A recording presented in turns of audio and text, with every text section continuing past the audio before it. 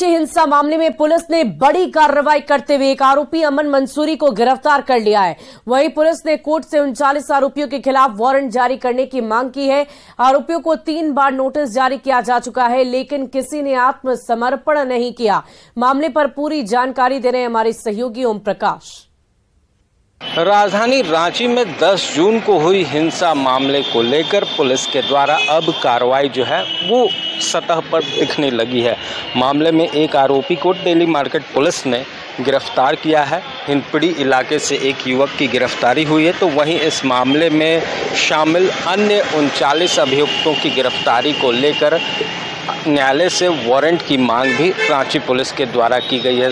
पूरे मामले को लेकर बता दें कि 10 जून को जो हिंसा हुई थी उसमें काफ़ी तोड़फोड़ हुई थी और जो पुलिस को इस मामले में उपद्रवियों से निपटने के लिए फायरिंग भी करनी पड़ी थी। तो मामले की जांच सीआईडी के द्वारा भी की जा रही, तो वहीं सरकार की तरफ से भी एक एसआईटी बनाई गई थी जिसने मामले की जांच की है। वहीं पूरे मामले को लेकर न सिर्फ डेली मार्केट थाने में बल्कि हिंदपीढ़ी, लोअर बाजार और डोरंडा थाने में भी एफआईआर दर्ज की गई थी और अब इस मामले में पुलिस की कार्रवाई दिख रही है। हालांकि इस कार्रवाई में काफ़ी लेट लतीफ़ी भी हुई, जिस कारण पुलिस पर कई सवाल उठे हैं, लेकिन अब जो है वो पुलिस के द्वारा इस पूरे मामले में कार्रवाई करती हुई दिखाई दे रही है। तो देखना होगा कि इस पूरे मामले में पुलिस के द्वारा आने वाले दिनों में किस तरह की कार्रवाई की जा रही है। रांची से न्यूज़ 18 के लिए ओम प्रकाश। और हजारीबाग पुलिस ने कंपनियों के टावरों से लाखों की बैटरी चोरी करने के बड़े मामले का खुलासा किया है। ये चोर 10 से 15 मिनट में टावर की बैटरी खोलने में माहिर है। पुलिस ने लोहरदगा में 2 आरोपी को गिरफ्तार किया, जिसके बाद उनकी निशानदेही पर यूपी से कुछ लोग गिरफ्तार किए गए। फिलहाल उनसे पूछताछ की जा रही है। 22-23 जून के रात्रि में गिद्दी थाना अंतर्गत 2 जगह पे जियो कंपनी के मोबाइल टावर्स पे बैटरीज की चोरी हुई थी। इसी तरह की घटनाएं बोकारो, गुमला और रामगढ़ जिला में भी घटित हुई थी। जब ये घटना गिद्दी में घटित हुई और कुल 10 बैटरी की चोरी हुई थी, जिसकी की कुल लागत करीब 8 लाख रुपए के आसपास थी। 2 दिन पूर्व लोहरदगा जिला के कैरो थाना से 2 व्यक्तियों को गिरफ्तार किया, जिसमें एक बाबर अंसारी और एक मुश्ताक अंसारी। इनको गिरफ्तार करके न्यायिक हिरासत में भेज दिया गया है। उनके पास से कुछ बैटरीज हम लोगों ने बरामद किए हैं।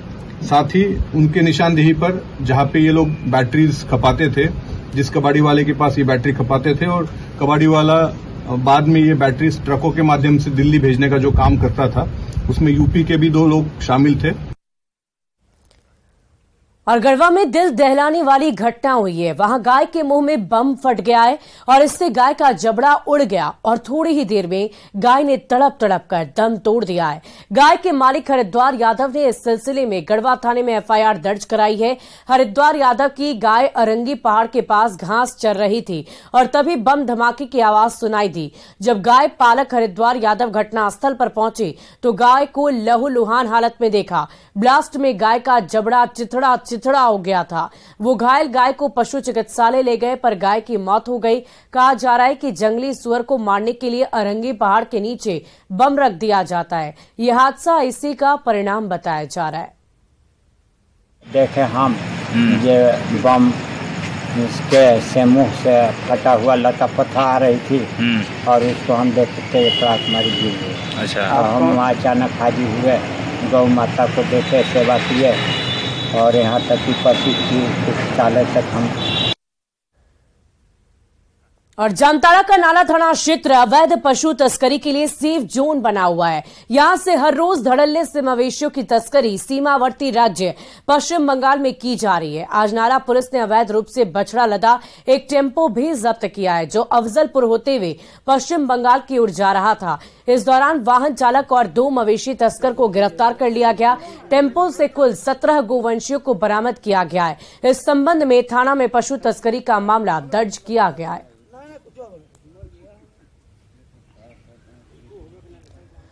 खबर खूंटी से, जहां सदर अस्पताल के चिकित्सक डॉक्टर विपिन खलखो ने मरीजों का इलाज करने के बजाय उसके परिवार वालों से अभद्र व्यवहार किया और उन्हें गालियां भी दी। इसका वीडियो सोशल मीडिया पर बड़ी तेजी से वायरल हो रहा है। बीती रात मुरहू के माहिल गांव निवासी सुखराम मुंडा सड़क हादसे में जख्मी हो गए थे। परिवार वाले उन्हें खूंटी सदर अस्पताल ले गए, पर ड्यूटी पर तैनात डॉक्टर विपिन खलखो शराब के नशे में सोए हुए थे। परिवार वालों ने उन्हें जगाया तो गाली गलौज पर उतारू हो आए। एसडीओ ने आरोपी चिकित्सक पर कार्रवाई की बात कही है।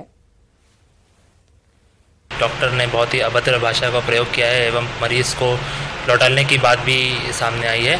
ऐसी स्थिति में प्रशासन इस चीज़ को कभी भी किसी भी हालत में बर्दाश्त नहीं करेगा और हम लोग उस पर अभी जांच कमेटी डीसी सर के द्वारा गठित की गई है, जिस पे जांच करके उस पर कठोर से कठोर कार्रवाई की जाएगी। और गढ़वा की रमना में विशेष प्रमंडल विभाग से बन रहे 84 लाख के पुल निर्माण में भारी अनियमितता बढ़ती जा रही है। हारदाग गांव को प्रखंड मुख्यालय से जोड़ने के लिए पुल का निर्माण कराया जा रहा है। पुल के पाए में छड़ के साथ साथ सीमेंट गिट्टी भी कम और घटिया स्तर का डाला जा रहा है। इसकी पुष्टि खुद पुल बनाने वाले मिस्त्री ने कर दी है, जिससे पुल के भविष्य पर प्रश्न चिन्ह लग गया है।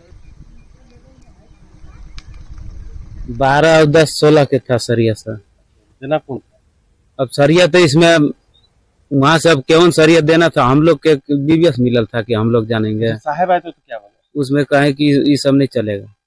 अब ढला गया, ढलने के बाद ये सब सिलाब में उहे बांधल था सरिया। ये सब में रिटेन सरिया खोलवा करके दूसरा सरिया बनवाए 20-25 के। और खूंटी जिले के तोरपा में झाता नदी पर बना पुल पिछले साल टूट गया, लेकिन इसे बनाने की दिशा में किसी की तरफ से प्रयास नहीं किया जा रहा है। जिला प्रशासन का कहना है कि पुल बनाने के जब कोई प्रतिनिधि पहल करेगा तभी उस पर कार्रवाई होगी। मौके से ज्यादा जानकारी दे रहे हमारे सहयोगी शैलेश कुमार। पास जो छाता नदी है वहाँ एक पुल बना हुआ था और वो पुल धंस गया एक वर्ष पूर्व, और उसके बाद ग्रामीणों ने कितना बार भी प्रयास किया कि भाई डाइवर्सन भी बना दीजिए, लेकिन जिला प्रशासन और विभाग के लोग कुंभकर्णी नींद सोए हुए हैं जो अभी तक नहीं जगे हैं। और पुल बनाने के लिए जो है माननीय विधायक जी के द्वारा जो है अनुशंसा किया जाता है। जहाँ पुल बनना रहता है अनुशंसा के पश्चात जो है उसका फिजिबिलिटी होने पर उसका जो है डीपीआर बनता है, और डीपीआर बनने के बाद वो विभाग में जाता है और विभाग से स्वीकृति होने के बाद उस पर कार्य प्रारंभ किया जाता है। हम हैं अभी खूंटी जिला के डोरमा में, जहां पर ये छाता नदी पर पुल जो बना हुआ था पहले से, इससे 30 से 40 गांव पर लाभान्वित थे और ये पुल बहुत ही महत्वपूर्ण था। लेकिन अब देख सकते हैं ये पिछले साल ये बरसात का समय का है। जब वहां से जब बरसात हुई तो उस समय ये पुल नीचे धंस गई और धंस जाने के कारण ये टूट गई और इससे आवागमन अब बिल्कुल बंद हो गया है। और लोग जो भी आने जाने वाले हैं वो पुल के नीचे से जो वो नदी होकर रास्ता है उसी से लोग आते जाते हैं, और जिससे आने जाने में लोगों को भारी परेशानी का सामना करना पड़ता है। ऐसे जब बारिश नहीं थी तो ये बालू का सड़क था, बालू का है, नदी के बिना डाइवर्सन का ही है और ये ऐसे ही लोग आते जाते थे। लेकिन आज जब बारिश हो गई है तो जो पैदल हैं वो भी और जो गाड़ी से जाने वाले हैं वो भी, सबको भारी परेशानी का सामना करना पड़ता है। स्थानीय युवक हैं जिनसे हम जानते हैं कि आप बताइए कि पुल के बारे में क्या जानते हैं, ये पुल कहाँ है और ये पुल कितना महत्वपूर्ण था? ये पुल कर्रा डोरमा के बीच में है। ये पुल में बहुत थी है, आने जाने में बहुत दिक्कत हो रही है। ये पुल कैसे बहा? कैसे ये पुल बालू के उठाने से उधर पिलर थी होके टूट गया है। तो ये थे यहाँ के स्थानीय हैं जो अपनी बात रखे हैं, और इनकी बस एक ही बात है कि अब ये बात जो ये जनप्रतिनिधि को बताए और उसके बाद भी इसका अभी तक नहीं निर्माण होना यह समझ से परे है। शैलेश कुमार, न्यूज़ 18 खूंटी। और अगली खबर पलामू से, जहां न्यूज 18 की खबर का बड़ा असर हुआ है, जिस पर सांसद विष्णु दयाल राम ने संज्ञान लिया है। दरअसल पलामू के रामगढ़ प्रखंड में रहने वाले आदिम जनजाति परिवारों की बदहाली की खबर हमने प्रमुखता से दिखाई थी। खबर चलने के बाद पलामू सांसद विष्णु दयाल राम ने जिला सांसद प्रतिनिधि की अध्यक्षता में टीम भेजकर पीड़ित परिवार का हालचाल जाना, साथ ही पीएम आवास के बारे में पूरी जानकारी ली गई। वहीं संबंधित अधिकारियों को भी इससे अवगत कराया गया है। सांसद ने कहा कि पीड़ित परिवार को हर संभव मदद की जाएगी और पीएम आवास योजना का भी लाभ दिया जाएगा।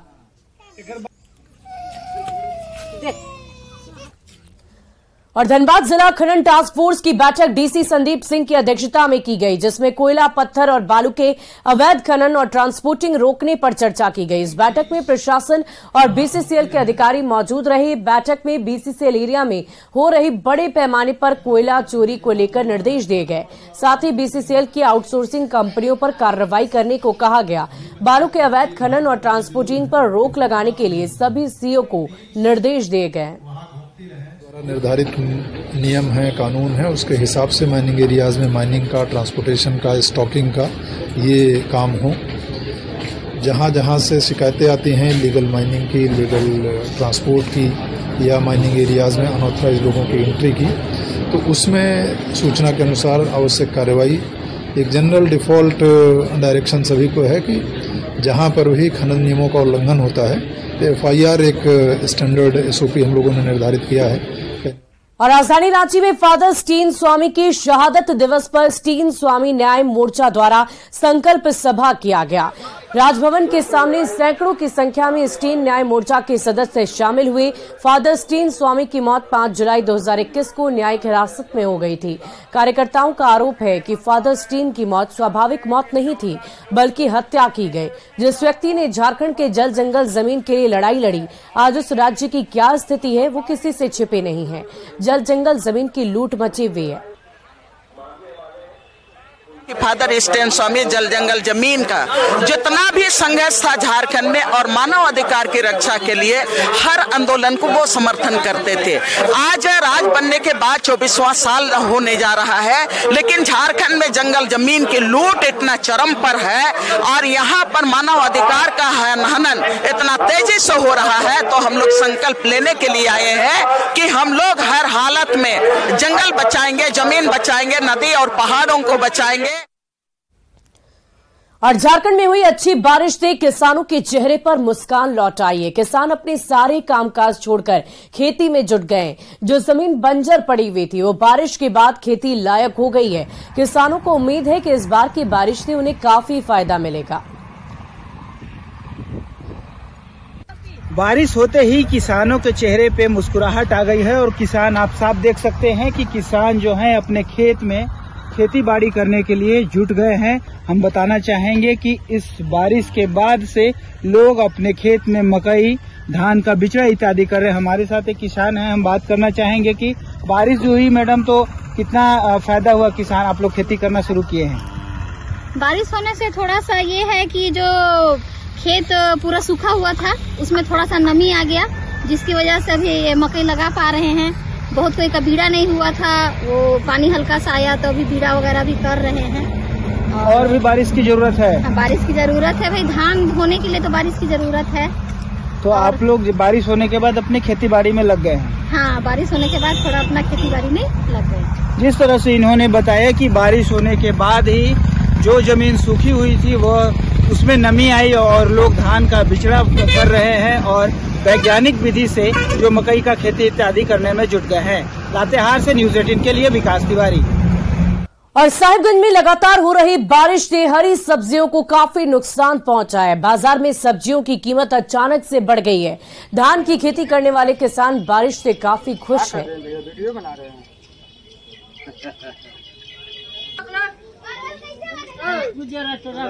इधर देखिए, पत्ता गोभी, पालक, टमाटर, धनिया पत्ता। अच्छा, कौन कौन सा सब्जी महंगा हुआ है? टमाटर, पत्ता गोभी, नींबू, पालक सब तो महंगे है। अच्छा, क्या कारण है सब्जी महंगा जो हो रहा है? पानी पड़ रहा है, सामान आ नहीं रहा। पानी पड़ रहा है। अच्छा, सब्जी कोई महंगा नहीं है, टमाटर और मिर्चा महंगा है। टमाटर और मिर्चा जो है महंगा हुआ है बस। टमाटर अभी कैसे किलो बिक रहा है? 150, 160, 40। 150, 160, 140 ऐसे टमाटर बिक रहा है। अच्छा, क्या कारण है जो ये टमाटर इतना महंगा हुआ है? बाहर से आ रहा है, लोग ऊपर से आगे से आ रहा है, महंगा बेच रहे हैं, महंगा किनते हैं, महंगा बेचते हैं। सब्जी जो है अब बाहर से आ रहा है? बाहर टोटल सब्जी बाहर से आ रहा है। टोटल सब्जी बाहर आ रहा है। टमाटर इस समय अभी की क्या कीमत बेच रहे हैं? 130 रुपये खरीदारी करते हैं, 140 बेचते हैं। और फिलहाल इस बुलेटिन में अभी के लिए बस इतना ही। नजर डालते हैं अब तक की हेडलाइंस पर।